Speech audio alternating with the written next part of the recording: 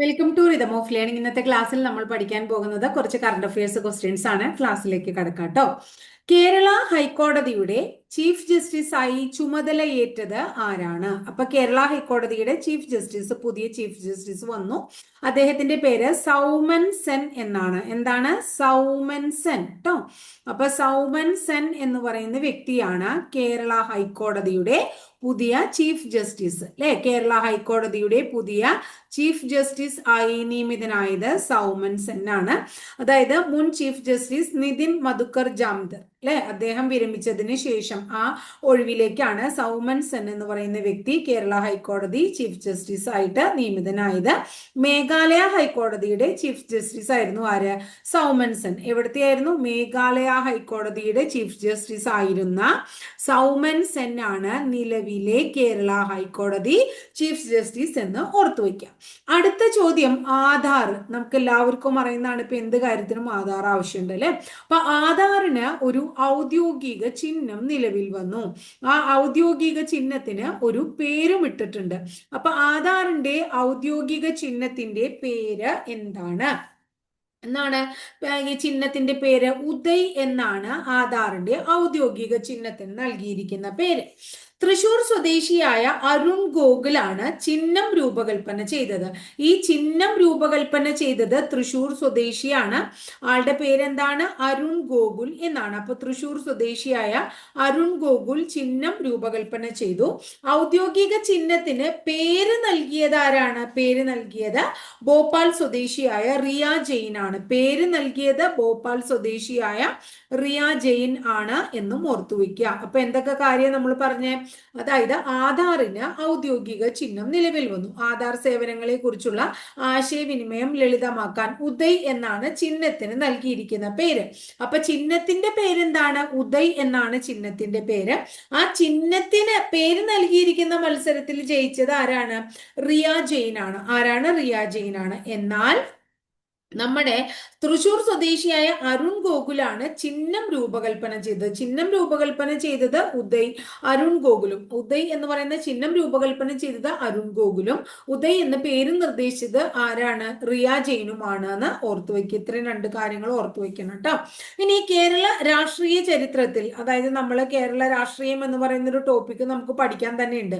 അപ്പൊ ഈ കേരള രാഷ്ട്രീയവുമായിട്ട് റിലേറ്റഡ് ആയിട്ട് ഉള്ള കറണ്ട് അഫയേഴ്സ് നമുക്ക് ചോദിച്ചുകൂടായില്ല. അപ്പൊ കേരള രാഷ്ട്രീയ ചരിത്രത്തിൽ ക്രിമിനൽ കേസിൽ ശിക്ഷിക്കപ്പെട്ട, എന്ത് കേസാണ്? ക്രിമിനൽ കേസിൽ ശിക്ഷിക്കപ്പെട്ട MLA സ്ഥാനം നഷ്ടമാകുന്ന ആദ്യ വ്യക്തി. MLA സ്ഥാനം നഷ്ടമാകുന്ന ആദ്യ വ്യക്തി ഏത് എന്ന് ചോദിച്ച ആരാണ്? ആന്റണി രാജു ആണ്. ആരാണ്? ആന്റണി രാജു. ചോദിക്കാൻ സാധ്യതയുള്ള വളരെ ഇമ്പോർട്ടന്റ് ആയിട്ടുള്ള ഒരു ചോദ്യമാണ്. കേരള രാഷ്ട്രീയ ചരിത്രത്തിൽ ക്രിമിനൽ കേസിൽ ശിക്ഷിക്കപ്പെട്ട MLA സ്ഥാനം നഷ്ടമാകുന്ന ആദ്യ വ്യക്തി. കേരള രാഷ്ട്രീയ ചരിത്രത്തിൽ ക്രിമിനൽ എന്താ പറയാ കേസിൽ ശിക്ഷിക്കപ്പെട്ട MLA സ്ഥാനം നഷ്ടമാകുന്ന ആദ്യ വ്യക്തിയാണ് ആര്? ആന്റണി രാജു. ഇനി അടുത്തത് 2026 വർഷത്തെ ഹരിവരാസനം പുരസ്കാരത്തിന് അർഹനായത് ആരാണ്? തിരുവിഴ ജയശങ്കർ. എന്താണ് അദ്ദേഹത്തിന്റെ പേര്? തിരുവിഴ ജയശങ്കർ എന്നാണ് അദ്ദേഹത്തിന്റെ പേര്.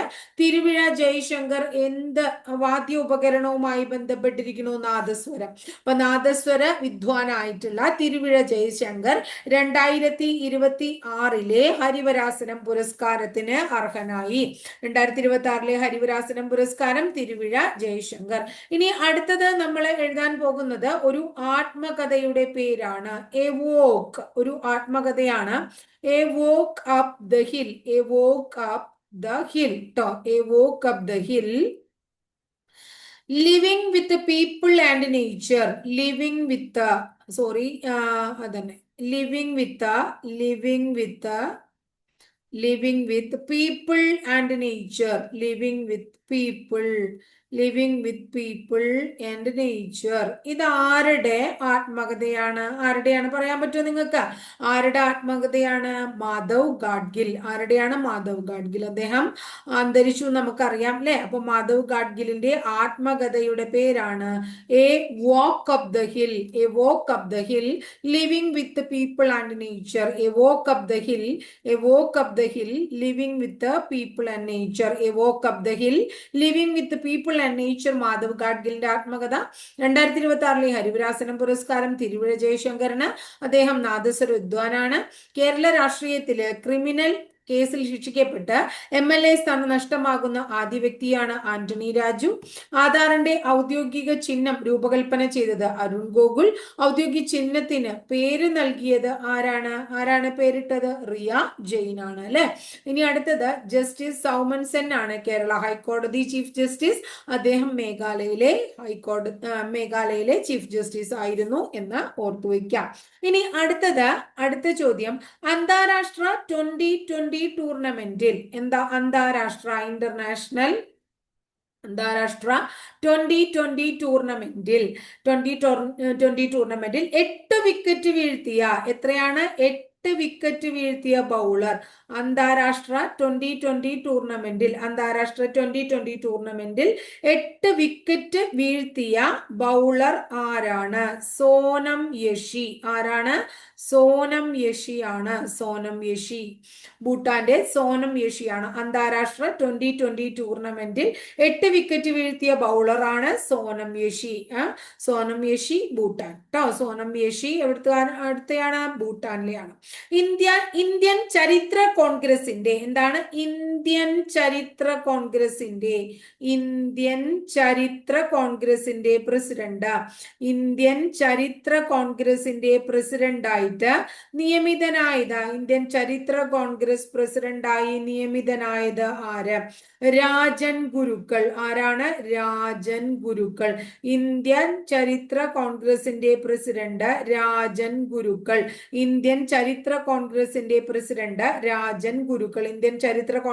പ്രസിഡന്റ് രാജൻ ഗുരുക്കളാണ്. ഇനി അടുത്തത്, ന്യൂയോർക്കിലെ മേയറായി നിയമിതനായ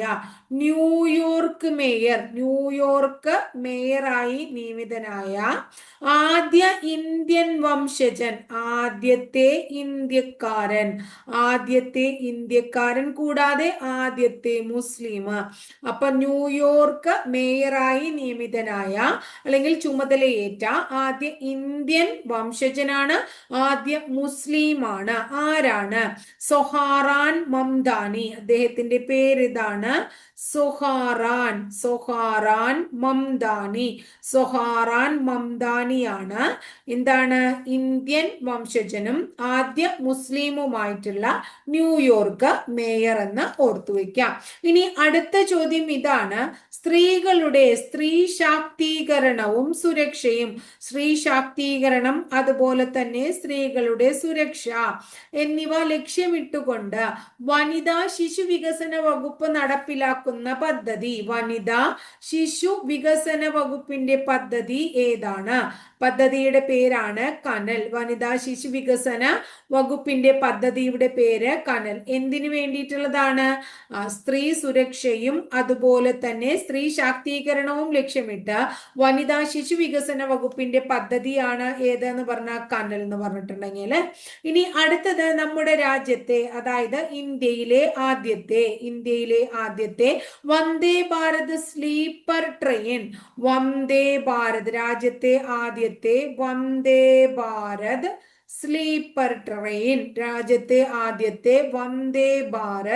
സ്ലീപ്പർ ട്രെയിൻ സർവീസിനായി പരിഗണിക്കുന്നത് എവിടുന്നൊട്ട് എവിടം വരെയാണ്? ഗുവാഹട്ടി, ആസാമിലെ ഗുവാഹട്ടി, വെസ്റ്റ് ബംഗാളിലെ ഹൗറ. ഗുവാഹട്ടി ഹൗറ. അപ്പൊ ഇന്ത്യയിലെ ആദ്യത്തെ വന്ദേ ഭാരത് സ്ലീപ്പർ ട്രെയിൻ സർവീസിനായിട്ട് പരിഗണിക്കുന്നത് ഗുവാഹത്തി ഹൗറയാണ്. ക്ലിയർ ആയില്ലേ? രാജ്യത്തെ ആദ്യത്തെ വന്ദേ ഭാരത് സ്ലീപ്പർ ട്രെയിൻ ഗുവാഹത്തി ഹൗറ. സ്ത്രീ ശാക്തീകരണവും സുരക്ഷയും ലക്ഷ്യമിട്ട് വനിതാ ശിശു വികസന വകുപ്പിന്റെ പദ്ധതി കനല്. ന്യൂയോർക്ക് മേയറായി നിയമിതനായ ആദ്യ ഇന്ത്യൻ വംശജനും ആദ്യ മുസ്ലിമുമാണ് സൊഹാറാൻ മംദാനി. ഇന്ത്യ ചരിത്ര കോൺഗ്രസ് പ്രസിഡന്റായി നിയമിതനായത് രാജൻ ഗുരുക്കൾ. അന്താരാഷ്ട്ര T20 ക്രിക്കറ്റിൽ 8 വിക്കറ്റ് നേടുന്നത് ആരാണ്? സോനം യശി, ഭൂട്ടാൻ അല്ലെ. ഇനി അടുത്ത ചോദ്യം, യൂറോ സോണിന്റെ ഭാഗമാകുന്ന 21ാമത്തെ രാജ്യം ഏതാണ്? എന്തിന്റെ ഭാഗമാകുന്നത്? യൂറോ സോണിന്റെ ഭാഗമാകുന്ന 21ാമത് രാജ്യം ഏതാണ്? 21ാമത്തെ രാജ്യം എന്ന് പറയുന്നത് ബൾഗേറിയ. ഏതാണ്? ബൾഗേറിയ. യൂറോ സോണിന്റെ ഭാഗമാകുന്ന 21ാമത്തെ രാജ്യമാണ് ബൾഗേറിയ. ദക്ഷിണ ധ്രുവത്തിലേക്ക് സഞ്ചരിച്ച ഏറ്റവും പ്രായം കുറഞ്ഞ ഇന്ത്യക്കാരി എവിടേക്കാണ്? ദക്ഷിണ ധ്രുവത്തിലേക്ക് സഞ്ചരിച്ച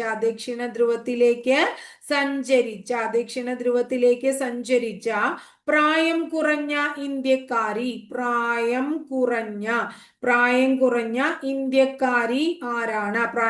ഇന്ത്യക്കാരി കാമ്യ കാർത്തികേയൻ. ആരാണ്? കാമ്യ കാർത്തികേയനാണ്. കാമ്യ കാർത്തികേയൻ ദക്ഷിണ ധ്രുവത്തിലേക്ക് സഞ്ചരിച്ച പ്രായം കുറഞ്ഞ ഇന്ത്യക്കാരിയാണ് കാമ്യ കാർത്തികേയൻ. അടുത്തത്, ഗോവയിൽ പുതുതായി നിലവിൽ വരുന്ന ജില്ല. ഗോവയില് പുതിയതായിട്ട് ഒരു ജില്ല നിലവിൽ വരുന്നു. ജില്ലയുടെ പേര് കുശാവതി എന്നാണ്. ഗോവയിൽ നിലവിൽ വരുന്ന പുതിയ ജില്ലയുടെ പേര് എന്താണ്? കുശാവതി എന്നാണ്. ഇനി അന്താരാഷ്ട്ര വനിതാ T20 ക്രിക്കറ്റില് അന്താരാഷ്ട്ര വനിതാ T20 മത്സരങ്ങളിൽ ഏറ്റവും കൂടുതൽ വിജയം നേടുന്ന ക്യാപ്റ്റൻ എന്ന് പറയുന്ന ബഹുമതി നേടിയത് ആരാണ്? ഹർമൻപ്രീത് കൗർ ആണ്.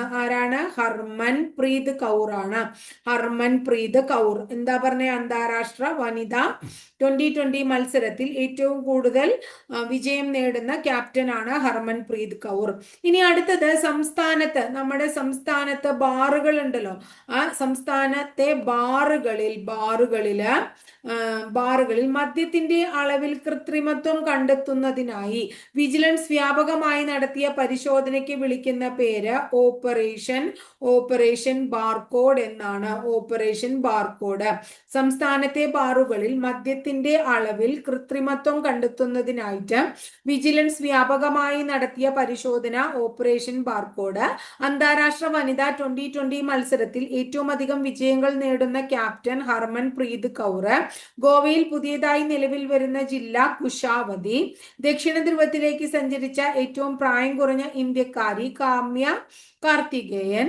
യൂറോ സോണിന്റെ ഭാഗമാകുന്ന 21ാമത്തെ രാജ്യമാണ് ബൾഗേറിയ. ക്ലിയർ ആയല്ലോ? അപ്പൊ ഇത്രയാണ് ഇന്നത്തെ കറണ്ട് അഫയേഴ്സ് ക്വസ്റ്റ്യൻസ്. ഭംഗിയായിട്ട് പഠിച്ചു വെക്കുക. ആവശ്യമുള്ള കാര്യങ്ങളാണ്, അറിയാത്ത കാര്യങ്ങളാണെങ്കിൽ നോട്ട് തന്നെ എഴുതി എടുത്തു വെക്കുക കേട്ടോ. ക്ലിയർ ആയിട്ട്, അധികം ദിവസങ്ങൾ നമ്മുടെ മുന്നിൽ ഇല്ല. ഇനി പരീക്ഷിക്കുന്ന ഓർത്ത് വെച്ചു എല്ലാവരും ഭംഗിയായിട്ട് പഠിക്കുക കേട്ടോ.